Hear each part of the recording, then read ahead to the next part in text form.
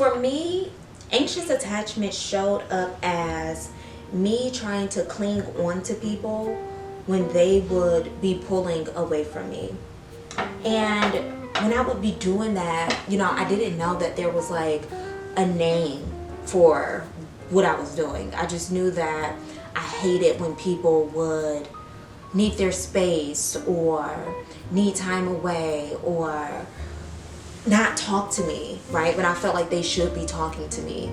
And for me, a lot of it comes from, usually with any attachment style, it usually comes from a childhood trauma that you have. And for me, that childhood trauma is the abandonment wound that I have from my father. Because my dad left after my parents got a divorce. My dad just like basically stopped talking to me and my brother when I was 14. So like years after the divorce, my dad just chose to go like a completely different route and just like detached from his children.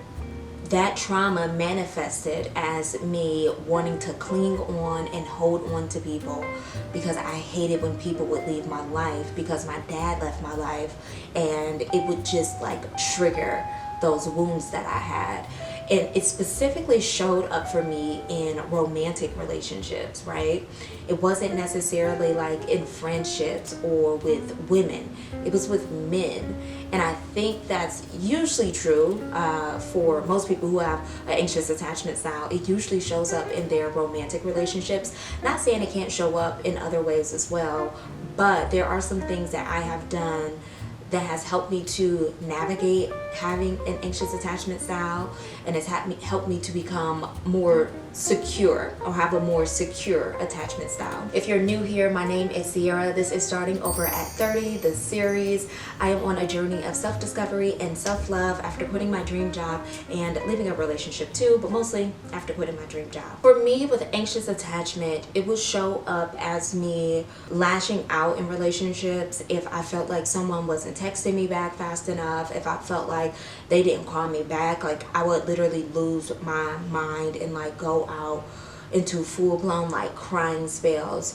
I remember one time in one of my relationships, he had went out to like, I don't know, it was like long distance, right? He went out for like, I don't know, just to have fun with his friends, and I think he wasn't texting me back fast enough.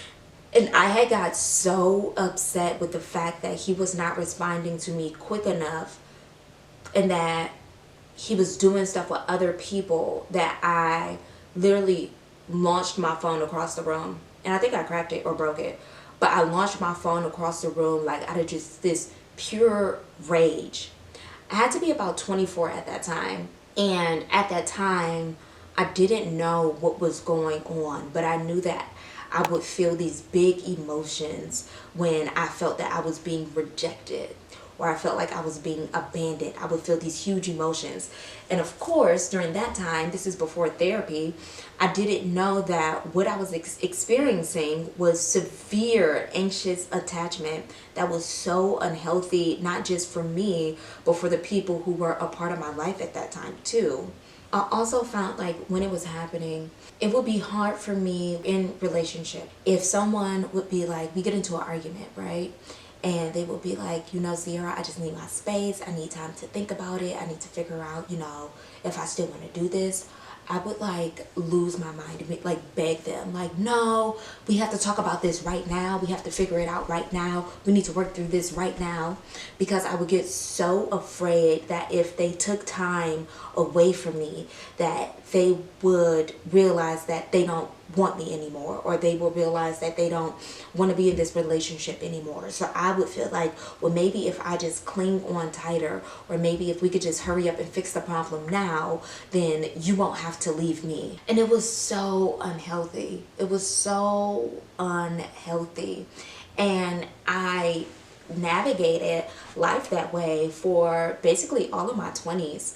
Even after going to some pretty intensive therapy for about 2 years, it still would show up every now and then with getting into arguments thing. Like if we were to get into an argument, I did not want to give him his space.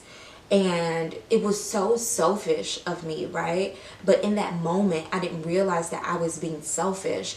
I thought that I was fixing the relationship, right?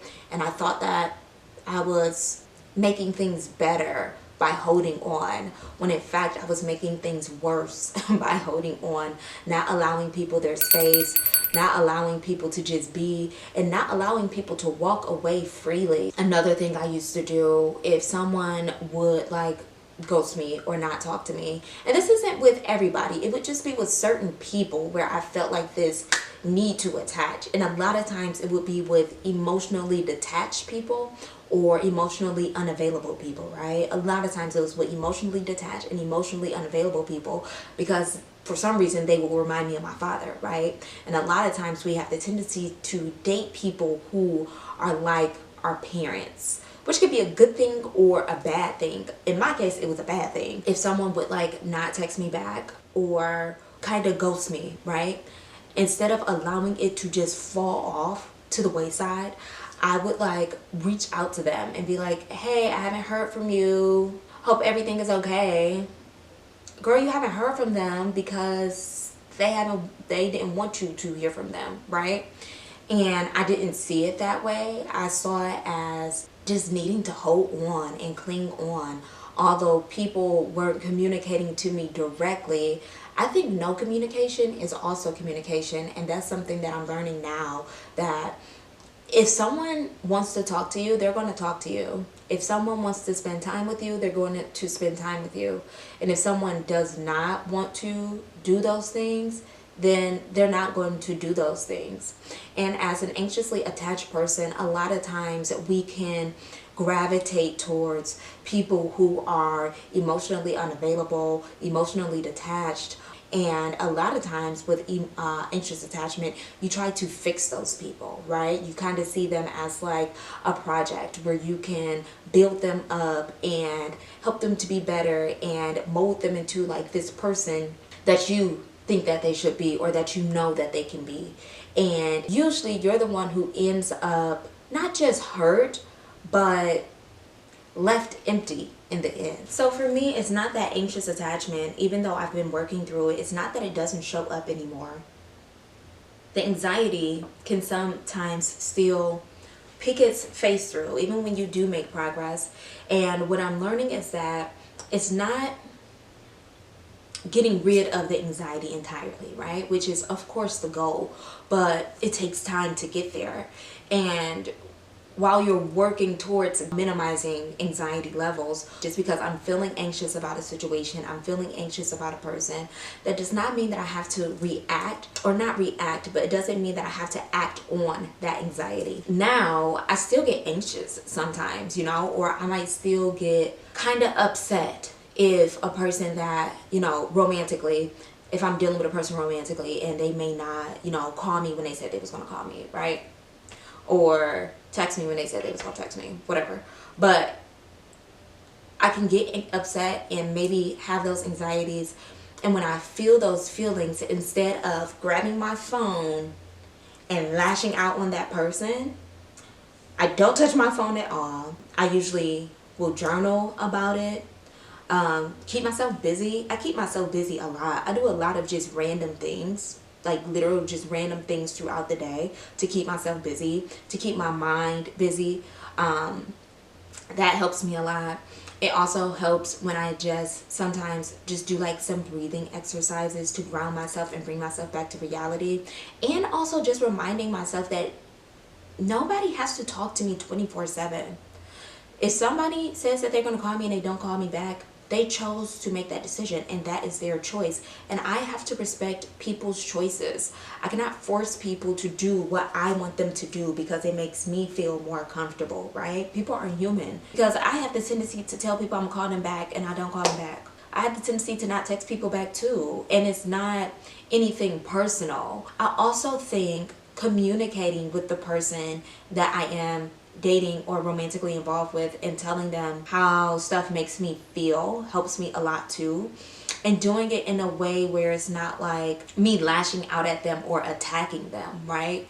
And just really giving clear, open communication. Now, I'm not saying to just do this with any random person that you're dating, but I usually let people know up front. I could be like possessive sometimes, and I'm just letting you know that, because I can be a bit much for some people. I'm a very intense person, and that is okay. realizing that I'm not everybody's cup of tea, but I am secure in that, and I'm self-aware about that. And some things about me are just things that are part of my personality, and the anxious attachment can amplify those things. Ever since a child, I've just been like a very possessive person. Possessive over people that I really care about and love. I can be really possessive over those people, and it's something that I'm working through, right? But I think it will always be part of me, right? Because even as a baby, I was like very clingy to my mom, or like possessive towards my mom. I still am, like, can be very possessive of my mother. Being too in people's face and not giving people time and space to miss you, it can honestly just be a turn off. I also have, of course, just learned that the person that I'm dating or talking to is literally just a person. I don't know them, especially in the beginning stages. I don't know them. They're still a stranger. I don't know them yet. So there's no reason for me to try to cling on to this person. For example, I went on a first date with this guy, and it was a good first date. This was a while ago, like months ago. I went out on a first date with this guy to like a concert, and it was a great concert. I thought we had fun. I enjoyed myself. Then afterwards, we talked on the phone like a day after that. Before this first date, we would talk on the phone like multiple times a week for like hours, right?